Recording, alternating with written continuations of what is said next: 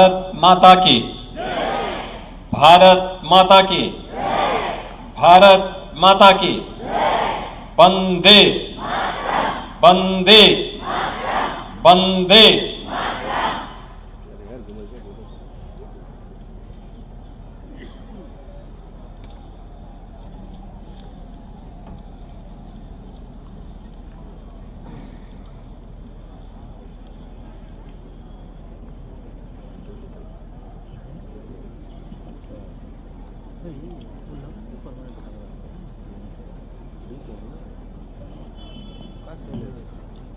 Inter university east zone women basketball tournament के आज के इस उद्घाटन कार्यक्रम में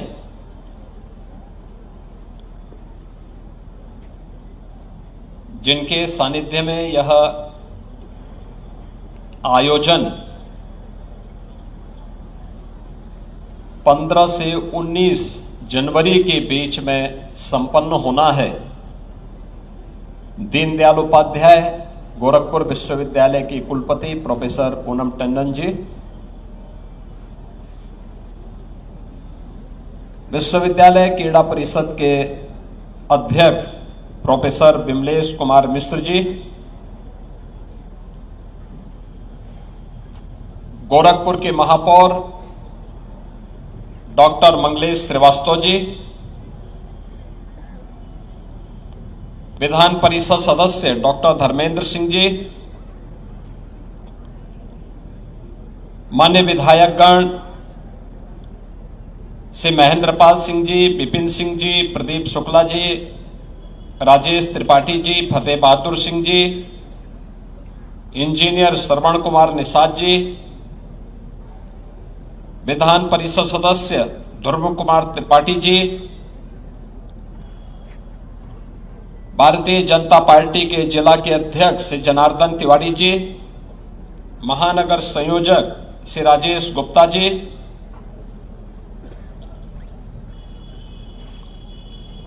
विश्वविद्यालय के सभी संकाय के सदस्यगण,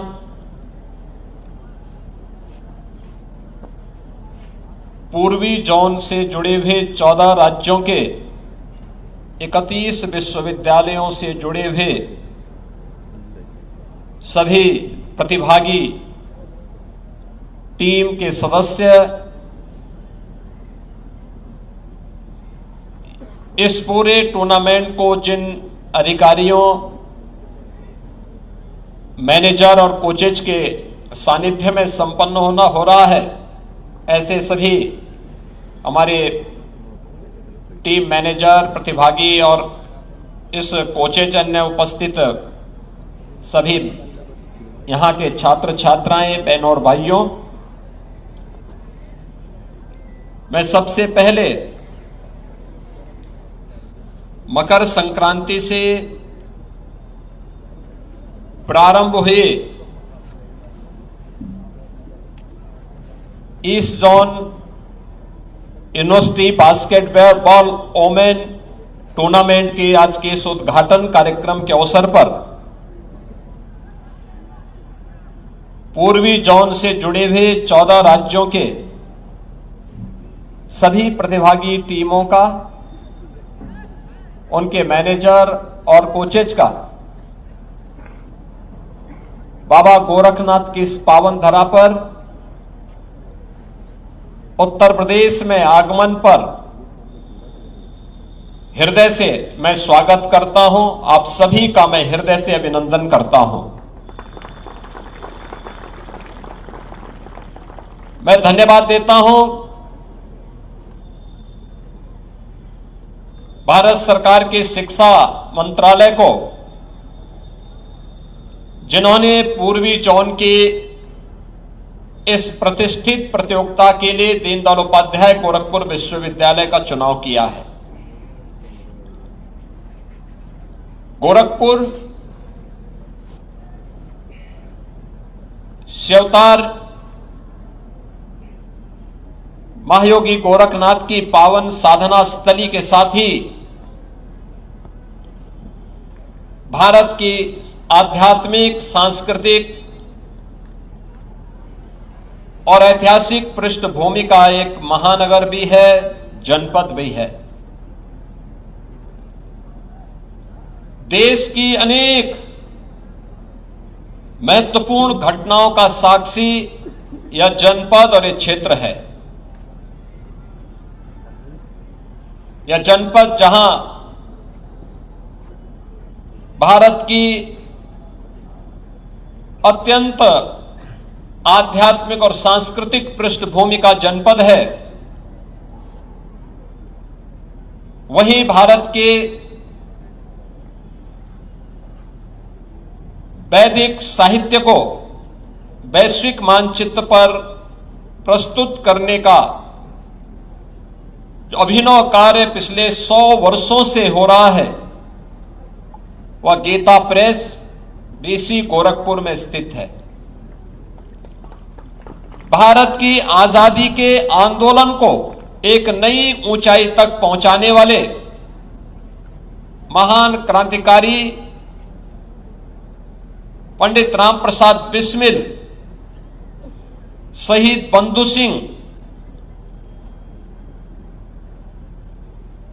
इस धरती से किसी न किसी रूप में जुड़े रहे हैं।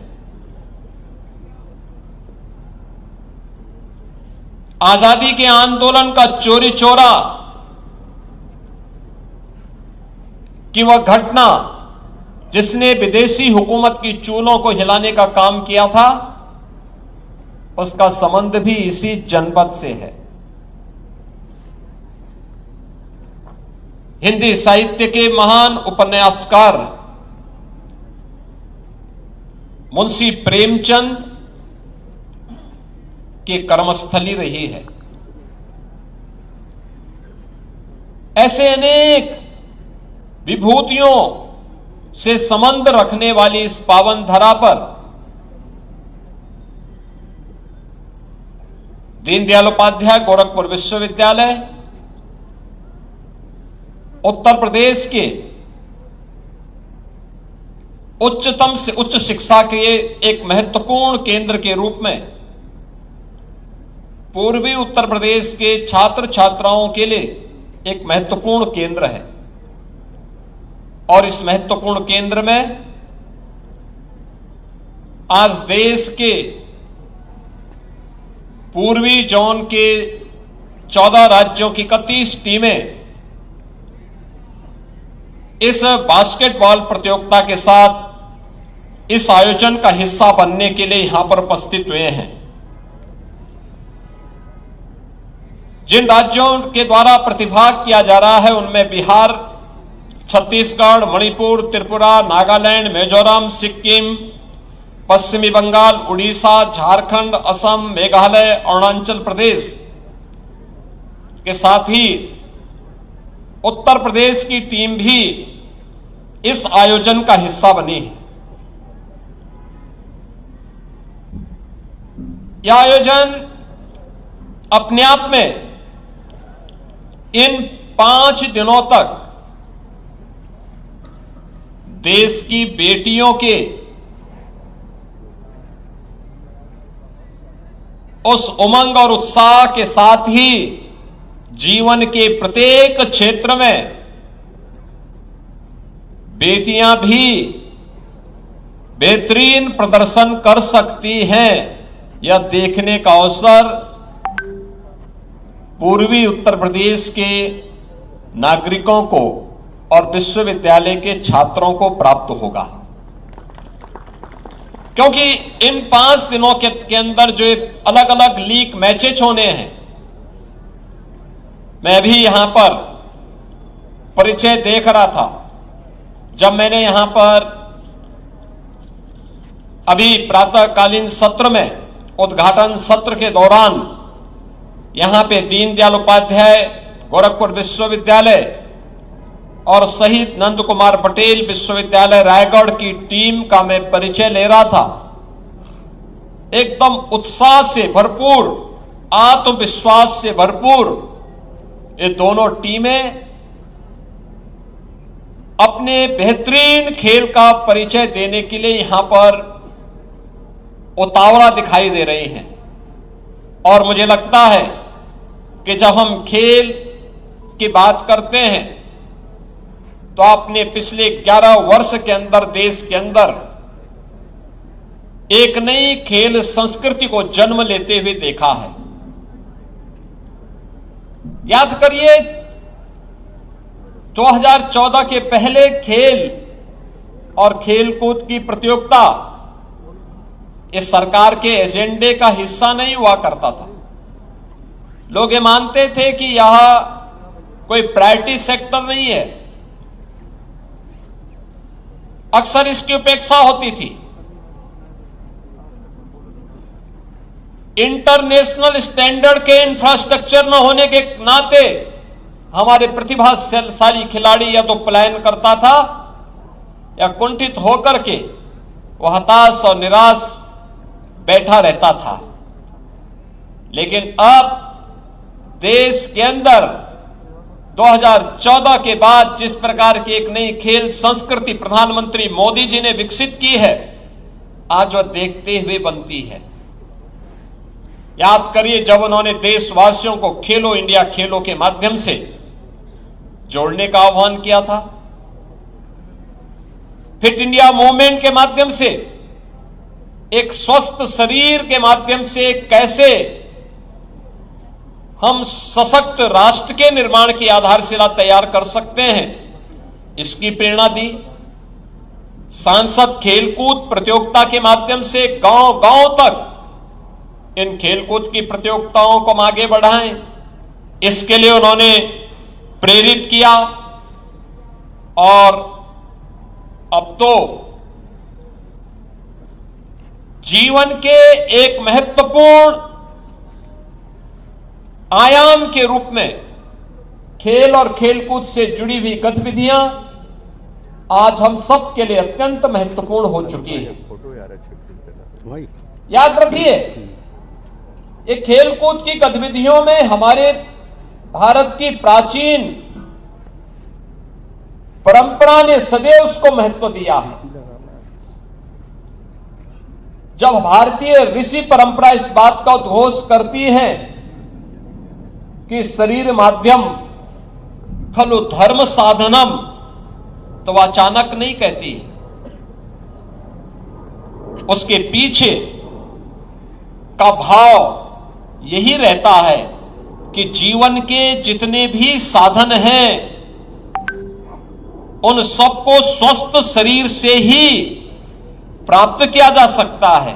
ये भारतीय ऋषि परंपरा वैसे ही नहीं कहती है, इसके पीछे प्रत्येक नागरिक को स्वस्थ रहने के लिए एक नई प्रेरणा भी प्रदान की जा रही है।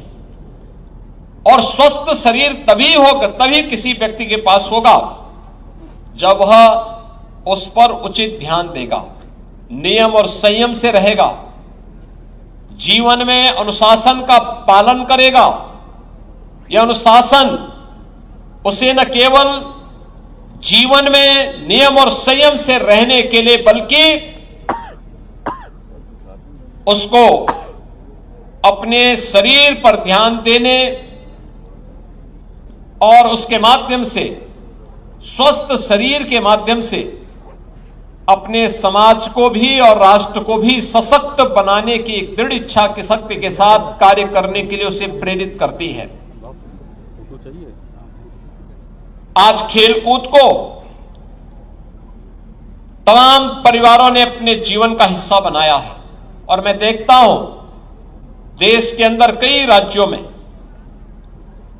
अभिभावक बेटा और बेटी के बीच में भेदभाव नहीं करता,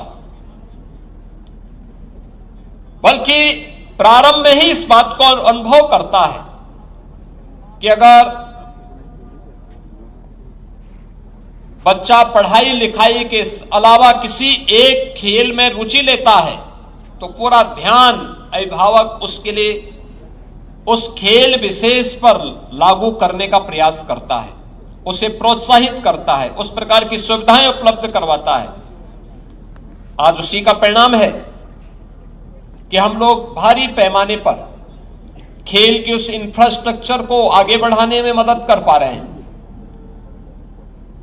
उत्तर प्रदेश में हम लोगों ने हर ग्राम पंचायत में खेल के मैदान के कार्यक्रम को प्राथमिकता का विषय बनाया है। ग्राम पंचायत हो या नगर निकाय, वहां ओपन जिम के निर्माण हो,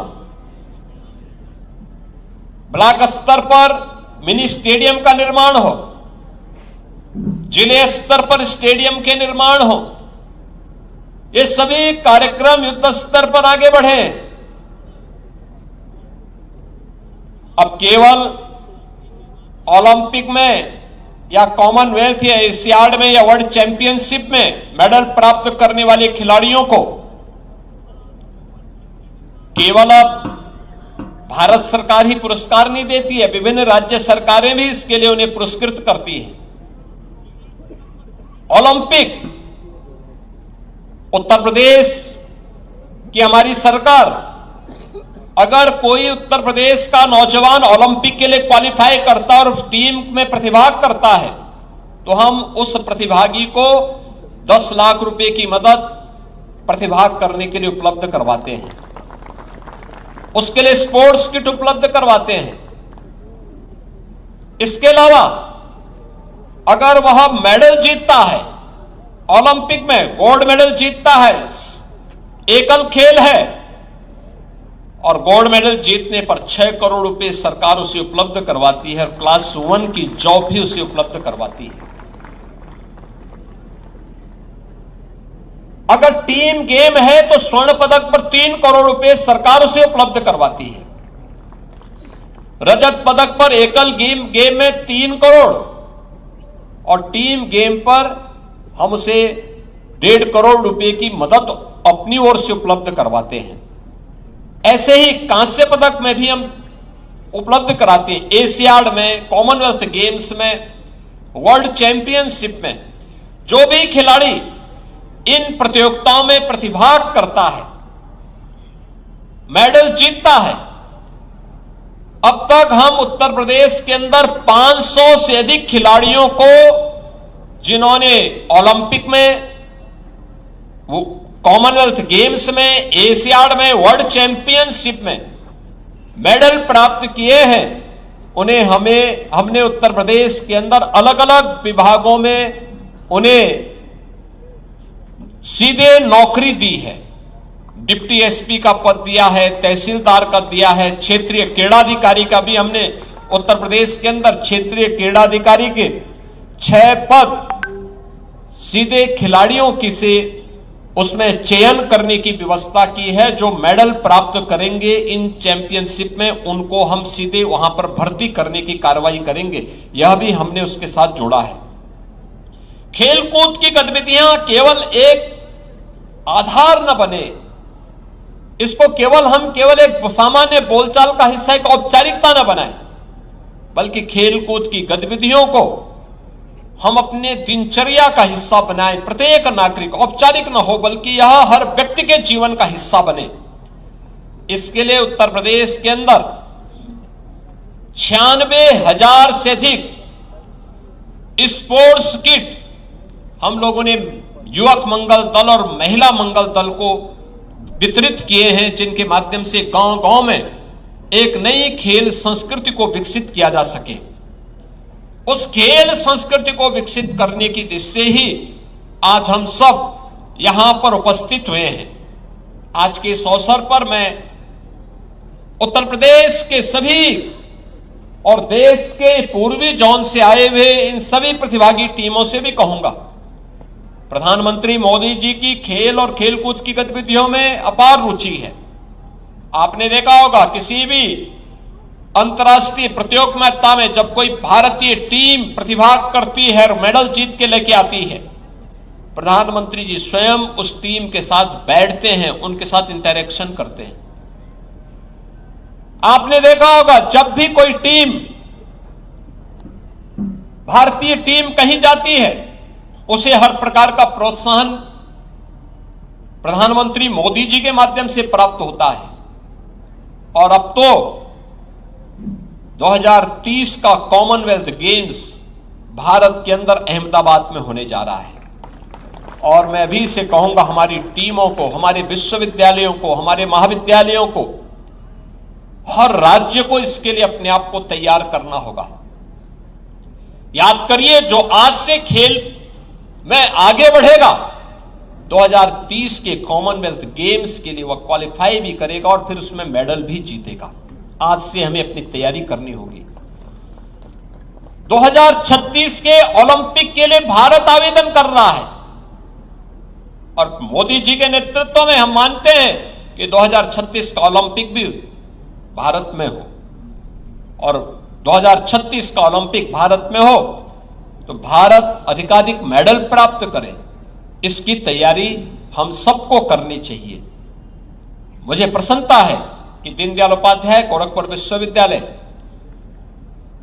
विगत दिनों में हुए कई खेल प्रतियोगिताओं में, जो इंटर यूनिवर्सिटी खेल प्रतियोगिताएं देश के अंदर हुई हैं, उन सब में उसने प्रतिभाग किया है और प्रतिभाग करने के बाद बहुत सारी प्रतियोगिताओं में भी विश्वविद्यालय की टीम ने मेडल प्राप्त किए हैं। आज यहां पर ये 14 राज्यों की 31 टीमें आई हुई हैं। इन टीमों को इन 5 दिनों के अंदर अपने खेल का प्रदर्शन करने का अवसर गोरखपुर और पूर्वी उत्तर प्रदेश के छात्र छात्राओं और नागरिकों के बीच में करने का अवसर प्राप्त होगा। मैं सभी विश्वविद्यालयों से, महाविद्यालयों से इस बात का आह्वान करूंगा, वे कम से कम एक खेल को अपने विश्वविद्यालय के अंदर गोद लेकर के अच्छे खिलाड़ियों को तराशने का काम करें, अभी से तैयार करें, स्वस्थ प्रतिस्पर्धा को आगे बढ़ाएं। ये स्वस्थ प्रतिस्पर्धा हमें जीवन के प्रति भी अनुशासित बनाएगी, खेल भावना को और सुदृढ़ करेगी। हमारा युवा अगर खेल कूद की गतिविधियों में आगे बढ़ेगा तो नशे से दूर रहेगा, तमाम विकृतियों से बचा रहेगा और खेलेगा तो जो खेलेगा वही खेलेगा भी, और उसको खिलाने के लिए आवश्यक है कि देश तभी आगे बढ़ेगा। विकसित भारत 2047 का लक्ष्य हम तभी प्राप्त कर पाएंगे जब खेल और खेलकूद की गतिविधियों को पूरी मजबूती के साथ हम बढ़ाने की तैयारी करेंगे। उत्तर प्रदेश ने इस दिशा में प्रयास प्रारंभ किया है, जिसमें अब एक स्पोर्ट्स यूनिवर्सिटी भी उत्तर प्रदेश के अंदर बन चुकी है मेरठ में। हमने 1 डिस्ट्रिक्ट 1 प्रोडक्ट की अपनी योजना में मेरठ में केवल स्पोर्ट्स आइटम, देश और दुनिया की हर स्पोर्ट्स की आइटम आपको मेरठ के अंदर मिल सकती है और मेरठ के अंदर उसका मैन्युफैक्चरिंग भी होता है। यानी ये सभी कार्य आज उत्तर प्रदेश स्वयं भी अपने स्तर पर तैयार कर रहा है।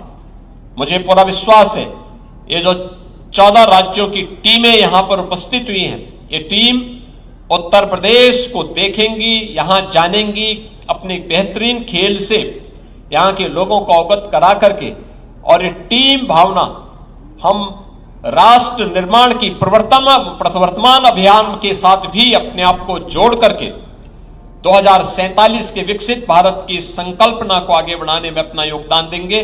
आज के इस अवसर पर मैं एक बार फिर से सभी प्रतिभागी टीमों का हृदय से स्वागत करता हूं, अभिनंदन करता हूं। इस पूरी प्रतियोगिता के प्रति अपनी मंगल में शुभकामनाएं देते हुए अपनी वाणी को विराम देता हूं। धन्यवाद। जय हिंद।